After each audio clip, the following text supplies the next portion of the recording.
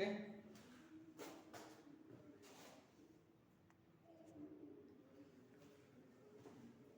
इसको करेक्ट करो। Hello my dear friends, I am Sanjeev Padyan. Welcome back to all of you at this session, and today I am here with some new advanced structures and patterns. First of all, we will see here कुछ हिंदी के words, क्योंकि हिंदी में हम India में रहते हैं तो हिंदी के अंदर हम कुछ भी बोलते हैं तो हमें समझ में नहीं आता कि इस हिंदी के वर्ड को इंग्लिश में कैसे बोला जाएगा। तो उस केस में आप उसे कैसे राइट करेंगे, चलिए डिस्कस करते हैं। तो देखिएगा, पहले हम डिस्कस करेंगे कम से कम। ये हमारे स्ट्रक्चर्स रहेंगे, एडवांस स्ट्रक्चर्स। कम से कम को इंग्लिश में क्या कहा जाएगा, ज्यादा से ज्यादा को इंग्लिश में क्या कहा जाएगा, किसी की इंग्लिश क्या होगी, किसी और ने इंग्लिश क्या होगी, ठीक है। नेक्स्ट, किसी ना किसी ने इसकी इंग्लिश क्या होगी, जैसे तैसे को इंग्लिश में क्या कहा जाएगा, फालतू में या बिना बात के इसको इंग्लिश में हम क्या कहेंगे। तो ये सारे डिस्कशन, ये सारी बातें हम वीडियो के अंदर आज डिस्कस करने वाले हैं। तो अगर आपको थोड़ा सा इंटरेस्ट वीडियो के अंदर है तो वीडियो को लास्ट तक देखिए और don't forget share and subscribe the video. That's my request to all of you. Okay, तो first of all we see here the first advance structure. Okay, first advance structure देखिएगा। First में देखिएगा, at least subject plus could plus first form of the verb and object. First form of the verb आप क्या use करेंगे, सबसे पहले at least. तो आपका कंसेप्ट रहेगा, सपोज करो आप कहना चाहते हैं कम से कम तो मुझे बता सकते थे, तो आप इसकी इंग्लिश क्या बनाएंगे, क्या कहेंगे इसको आप कहेंगे माय डियर, सबसे पहले कम से कम की इंग्लिश क्या होगी, कम से कम को इंग्लिश में क्या कहा जाएगा। उसके बाद आप यूज करेंगे सब्जेक्ट यानी कि यू। आफ्टर दैट यूज करोगे कुड और देन यूज करोगे ओनली वर्ब की फर्स्ट फॉर्म। तो इस बेसिस पर आपके हर सेंटेंस को आप इजीली बना सकते हैं। चलिए देखते हैं first sentence.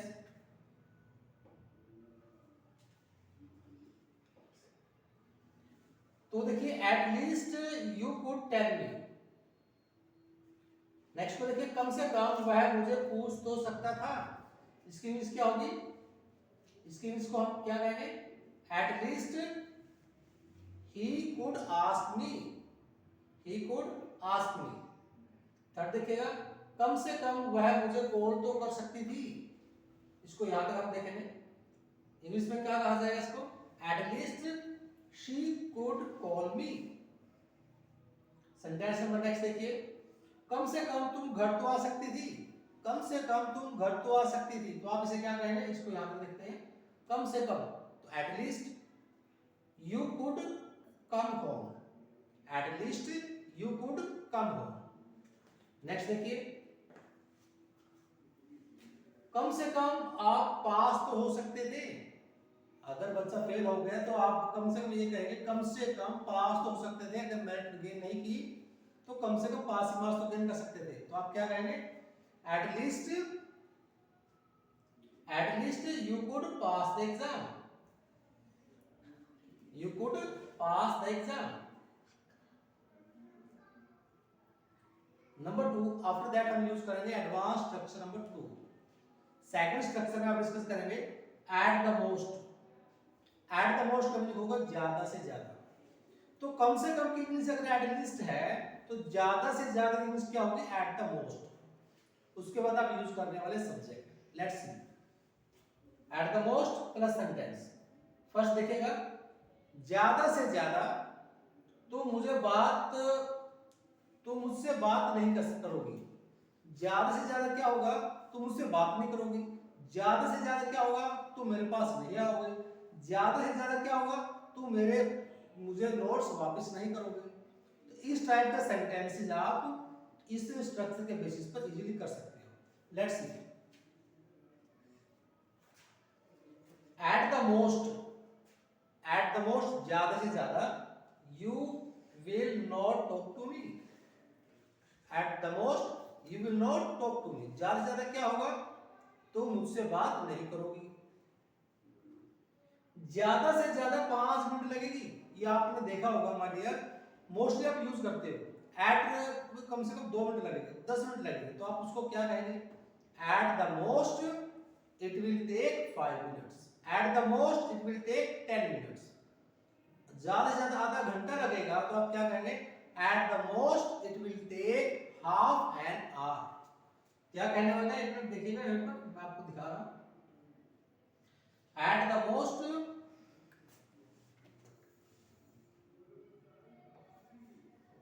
Eight the most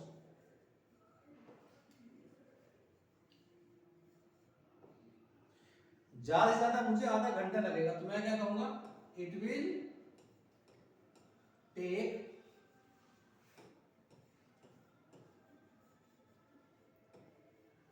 half an hour. आधे घंटे के यूज को क्या कहा जाएगा? Half an hour. तो इस टाइप के सेंटेंसेस आप इजीली बना सकते हो on the basis of the structure at the most. Clear? चलिए let's see the next sentence. चलिए नेक्स्ट देखिएगा। At the most it will take 5 minutes. Hindi देखिएगा। ज्यादा से ज्यादा वह यहां से चला जाएगा, ज्यादा से ज्यादा वह यहां से चला जाएगा, तो आप क्या कहेंगे? At the most he will go from here, eight the most he will go from here. Next, ज्यादा से ज्यादा वह सो जाएगा, ज्यादा से ज्यादा वह सो जाएगा, तो आप क्या कहेंगे? At the most he will fall asleep, he will fall asleep। Eight the most ज्यादा से ज्यादा कल नहीं आएगा, तो आप क्या कहेंगे? At the most he will not, कल की मींस क्या होगी? Tomorrow. Eight the most he will not come tomorrow, eight the most he will not come tomorrow. Clear? तो माय डियर, आपने थोड़ा आइडिया ले लिया होगा कि सेंटेंसेस को, हिंदी के सेंटेंसेस को इजीली कैसे सेंटेंस को कंप्लीट कर सकते हो कुछ एडवांस स्ट्रक्चर के बेसिस पर। ओके, चलिए इसके बाद हम डिस्कस करते हैं next advance structure, third.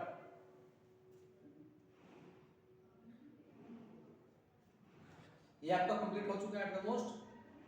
After that देखिएगा,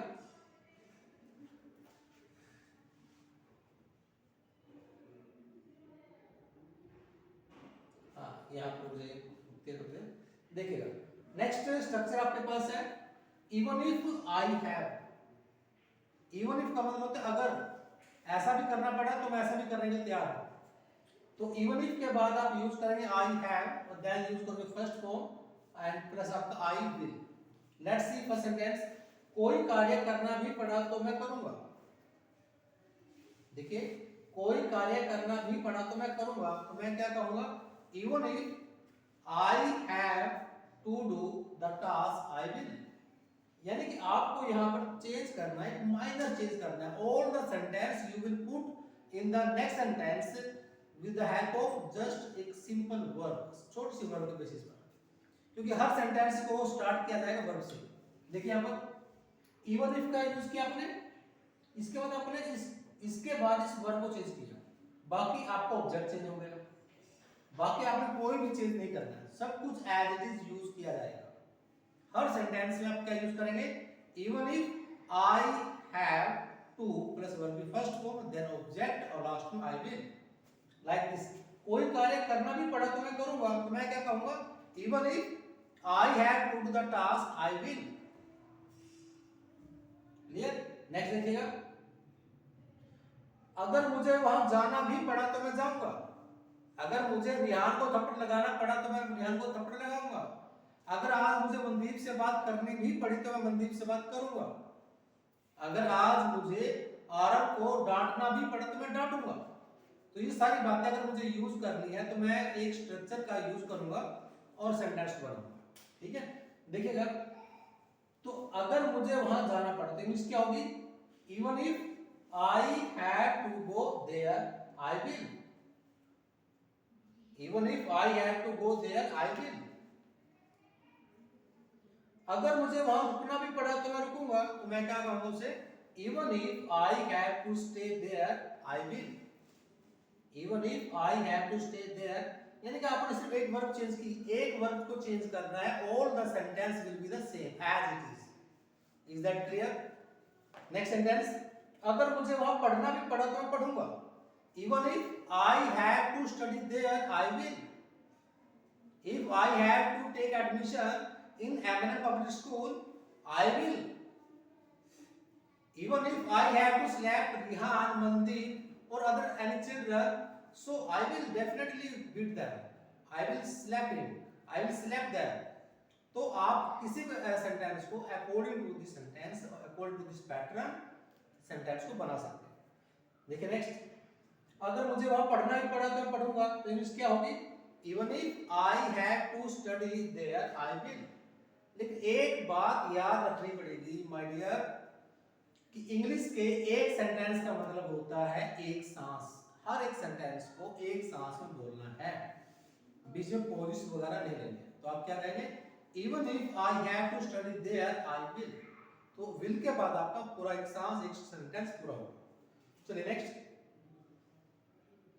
अगर मुझे वहां खाना भी पड़ा तो मैं खाऊंगा, तो मैं क्या कहूंगा, even if I have to take meals there I will. अगर मुझे वहां नहाना भी पड़ा तो मैं नहाऊंगा, even if I have to take bath I will. Take bath कह सकते हो या बेद वर्ब को यूज कर सकते हो, I have to take bath there I will.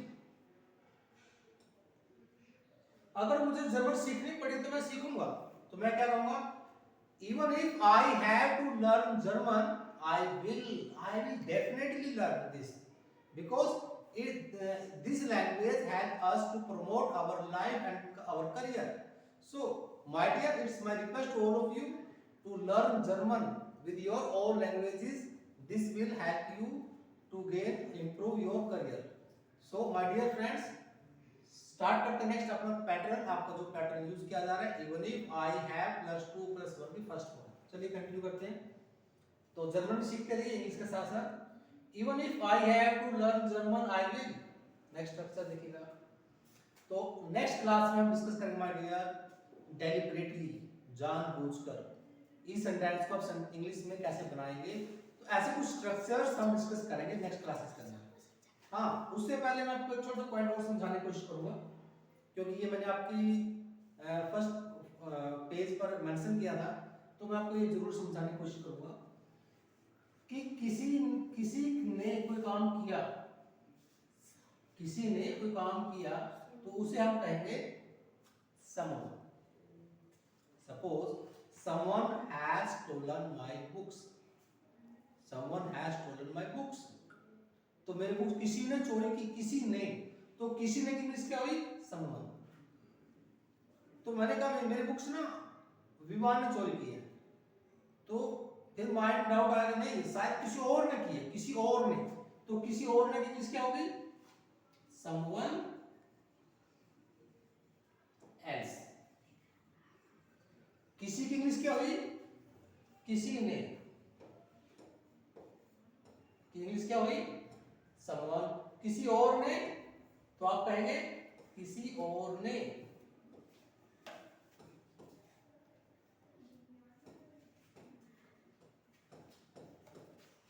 तो ऐसे ही नेक्स्ट पॉइंट मैं आपको बता रहा हूं कि किसी ना किसी ने तो चोरी की है, कोई काम किया, किसी ना किसी ने तो किया होगा, तो हम कहेंगे माय डियर someone and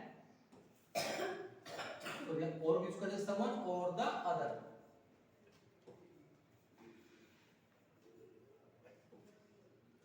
तो ये फर्स्ट पॉइंट, ये सेकंड और ये थर्ड। तो ये सारे पैटर्न्स भी हम नेक्स्ट क्लासेस के अंदर डिस्कस करेंगे। तो that's my request to all of you, learn English with this German.